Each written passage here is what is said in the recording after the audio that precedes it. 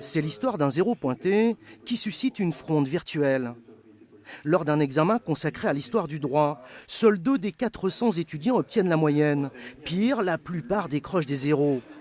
Furieux, les étudiants décident de se mobiliser via les réseaux sociaux. Ils demandent audience à la doyenne de la fac et lancent aussi une pétition sur Internet. Juste après que les remises des notes aient été données, il y a eu une mobilisation directe, effectivement, des rencontres avec l'administration qui ont été faites tout de suite. Et effectivement, c'est par Facebook que les papiers, les pétitions ont tourné, les renseignements ont tourné également, que la délégation a été formée. Avec de simples clics sur l'ordinateur, la révolte contre le prof gagne vite du terrain. D'autres étudiants, pourtant plus philosophes que juristes, refusent de suivre le mouvement. Donc il n'avait pas entièrement tort en étant exigeant. Non, je trouve pas.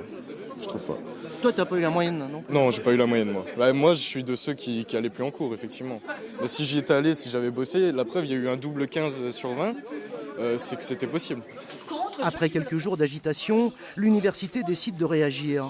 Les notes de l'examen sont bien validées, mais le professeur, trop ambitieux, ne s'occupera plus des élèves de première année. Je pense que cet enseignant a surestimé la capacité de nos étudiants à être autonomes et à apprendre par eux-mêmes.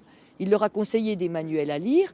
Les étudiants, un manuel de 600 pages, c'est vrai que c'est un peu rebutant pour des étudiants qui arrivent dans l'enseignement supérieur. Nous n'avons pas pu joindre au téléphone le professeur.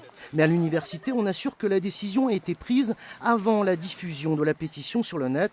Reste que cette révolte virtuelle pourrait faire jurisprudence dans les milieux universitaires.